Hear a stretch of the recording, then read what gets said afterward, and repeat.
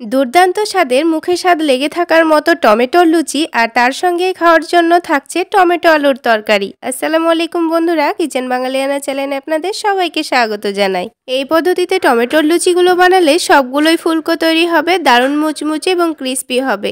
আর এই টমেটো আলুর তরকারির সঙ্গে কিন্তু দারুণ জমে যাবে। তো আর বেশি কথা না বাড়িয়ে রেসিপিটা শুরু করে নিচ্ছি। তো তার জন্য আমি এখানে দুটো টমেটো নিয়েছি। টমেটো দুটোকে ভালো করে ধুয়ে নিয়েছি, মধ্যে থেকে কেটে কালো অংশটাকে বাদ দিয়ে দিচ্ছি। এখানে টমেটোগুলো পাকা এবং লাল কালারের নেওয়ার চেষ্টা করবেন, তাহলে লুচিগুলো কিন্তু খুব সুন্দর দেখতে হবে। তো আমি এখানে দুটো টমেটো অর্ধেক করে কেটে নিয়েছি। এবার এই টমেটোগুলোকে সেদ্ধ করে নিতে হবে। তো যেহেতু পাকা টমেটো, তাই সেদ্ধ করতে কিন্তু খুব বেশি সময় লাগবে না। একটু ফুটে গেলেই 2 মিনিট মতো রাখলেই খুব সুন্দরভাবে সেদ্ধ হয়ে যাবে। তো পানিটা ফুটে যাওয়ার পর 2 থেকে 3 মিনিট রেখে দিয়েছিলাম। এবার আমি এই টমেটোগুলোকে আলাদা একটা বাটির মধ্যে তুলে নিচ্ছি। তো তুলে নেওয়ার পর ওপরের যে পাতলা খোসাটা আছে সেটা আমি বাদ দিয়ে দেব। তো টমেটোগুলো যখন হালকা ঠান্ডা হয়ে গেছে তখন আমি ওপরের পাতলা খোসাটা বাদ দিয়ে দিচ্ছি। আর এইভাবে একটু কেটে সেদ্ধ করে নিলে কিন্তু খোসাটা ছাড়াতে খুবই সুবিধা হয়। তো খোসাগুলো খুব ভালো করে ছাড়িয়ে নিয়েছি। এবার একটা ব্লেন্ডারের মধ্যে আমি টমেটোগুলো নিয়ে নিচ্ছি। এবার এখানে কোনো রকম পানি না দিয়ে খুব ভালো করে ব্লেন্ড করে নেব। তো ব্লেন্ড করে নেওয়ার পর একটা বড় ছাকনার মধ্যে আমি এটাকে ছেঁকে নিচ্ছি। তো ছেঁকে নেওয়ার পর দেখুন এই দানা দানা ভাবগুলোকে আমি আলাদা করে নিচ্ছি। তো এই টমেটোর পিউরির মধ্যে দিয়ে দিচ্ছি স্বাদমতো লবণ, তারপরে দিয়ে দিচ্ছি চিনি, তারপর দিয়ে দিচ্ছি কাশ্মীরি লাল মরিচের গুঁড়ো। এটা দিলে কিন্তু কালারটাও খুব সুন্দর আসবে আর অতিরিক্ত ঝালও হবে না। এবার এখানে অল্প করে একটু আজওয়াইন হাতের মধ্যে ঘষে দিয়ে দিচ্ছি, এতে করে আজওয়াইনের টেস্টটা খুব ভালো আসবে। তারপরে দিয়ে দেব অল্প করে একটু সাদা তিল, আর তার সাথেই দিয়ে দিচ্ছি কালো জিরা, আর সামান্য পরিমাণে দিয়ে দিচ্ছি গরম মশলা গুঁড়ো। এবার এখানে দিয়ে দেব 2 টেবিল চামচ পরিমাণ সয়াবিন তেল, আপনারা চাইলে ঘিও দিতে পারেন। এবার সব কিছুকে একসঙ্গে মিশিয়ে নিচ্ছি।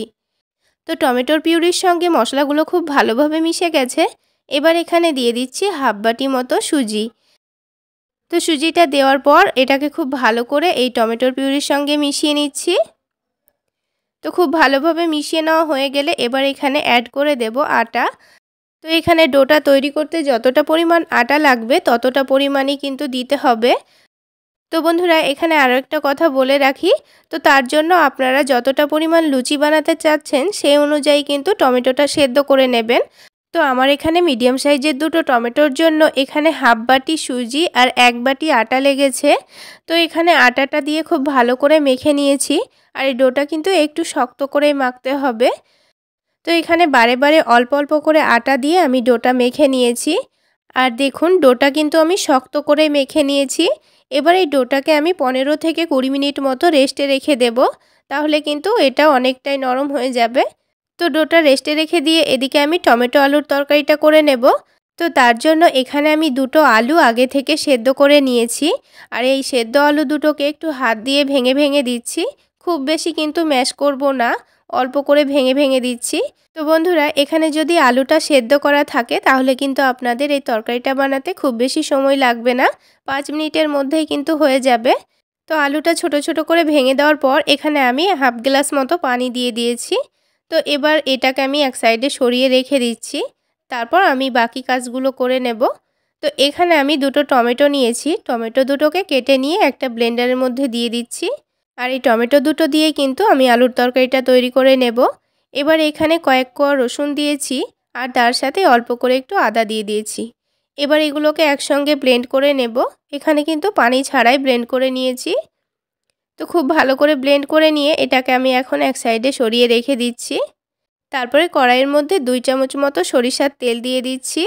তেলটা একটু গরম হয়ে গেলে এখানে দিয়ে দেব অল্প করে একটু জিরা, একটা শুকনো মরিচ, একটা তেজপাতা, অল্প একটু পাঁচফোড়ন। সব কিছুকে একসঙ্গে দিয়ে একটু নাড়াচাড়া করে নিচ্ছি। এই মশলাগুলোকে হালকা নেড়েচেড়ে ভেজে নিতে হবে। খুব সুন্দর একটা গন্ধ বেরিয়ে আসলে তখন এখানে অল্প করে একটু পেঁয়াজ কুচি দিয়ে দিচ্ছি। তো বন্ধুরা, আপনারা যদি এই রান্নাটা নিরামিষভাবে করতে চাচ্ছেন তাহলে পেঁয়াজ রসুনটা বাদ দিয়েও করতে পারেন, খেতে ভীষণ ভালো লাগবে। তো পেঁয়াজটা হালকা ভাজতে দিয়ে আরও একটা বাটির মধ্যে আমি নিয়ে নিয়েছি হলুদের গুঁড়ো, জিরা গুঁড়ো, ধনে গুঁড়ো, অল্প একটু মরিচের গুঁড়ো, তার সাথে সামান্য একটু পানি দিয়ে খুব ভালো করে মশলাটাকে মিশিয়ে নিচ্ছি। তো এইভাবে মশলাটা গুলে রেডি করে নিয়েছি। আর এদিকে দেখুন পেঁয়াজটাও কিন্তু লালচে হয়ে গেছে। এবার এই মশলাটাকে আমি পেঁয়াজের মধ্যে দিয়ে দিচ্ছি। এবার গ্যাসের ফ্লেমটা মিডিয়ামে রেখে মশলাটাকে 2 মিনিট খুব ভালোভাবে কষিয়ে নেব। তো মশলাটা দেখুন খুব ভালোভাবে কষানো হয়ে গেছে। এবার এখানে যে টমেটোটা আমি পেস্ট করে রেখেছিলাম সেটা পুরোটাই দিয়ে দেব। তারপর এই টমেটোটাকে অনবরত নাড়াচাড়া করে নিতে হবে। তো টমেটোর কাঁচা গন্ধ বেরিয়ে যাওয়া পর্যন্ত টমেটোটাকে এভাবেই ভেজে নিতে হবে। আর যেহেতু আমি টমেটোর মধ্যে আদা রসুন পেস্ট করে নিয়েছি, তাই আদা রসুনের কাঁচা গন্ধ যাওয়া পর্যন্ত কিন্তু টমেটোটাকে খুব ভালো করে কষিয়ে নিতে হবে। তো এখানে আমি টমেটোটা 3 থেকে 4 মিনিট খুব ভালোভাবে কষিয়ে নিয়েছি। তারপরে ভেঙে রাখা আলুগুলো এর মধ্যে দিয়ে দিচ্ছি। এবার 2 থেকে 3 মিনিট একটু ভালো করে ফুটিয়ে নিলেই কিন্তু হয়ে যাবে। তো এই রান্নাটা করতে কিন্তু খুব বেশি সময় লাগে না। আপনারা যে কোনো লুচি পরোটার সঙ্গে এটা বানিয়ে খেতে পারেন। তো যেহেতু আমি এর মধ্যে লবণ দিইনি, তাই এখানে স্বাদ মতো লবণ আর সামান্য পরিমাণ চিনি দিয়ে দিয়েছি।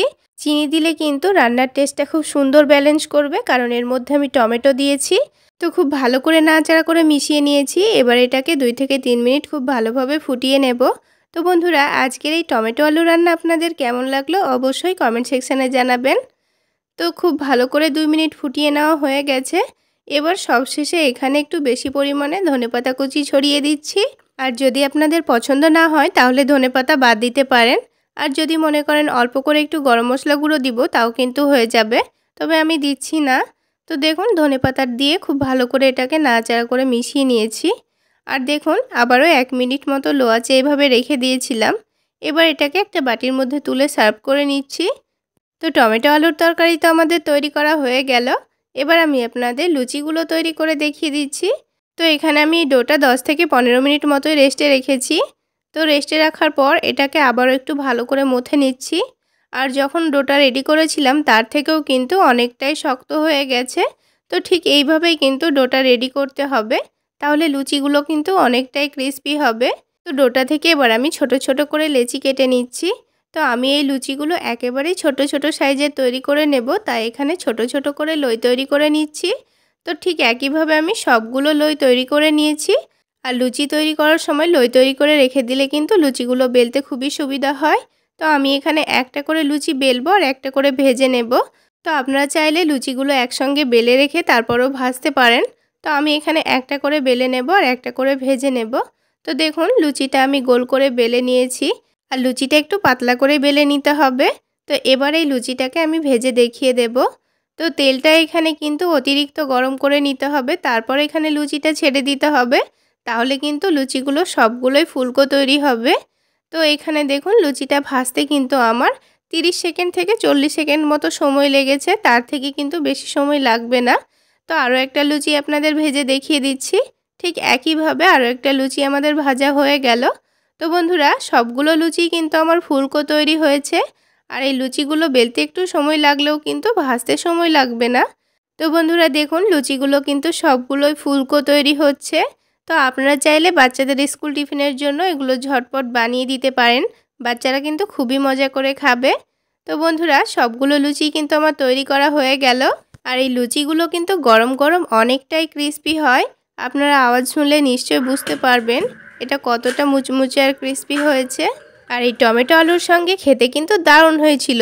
তো বন্ধুরা, আমার এই লুচি আলুর তরকারি যদি আপনাদের ভালো লেগে থাকে তাহলে অবশ্যই একটা লাইক শেয়ার করে দেবেন।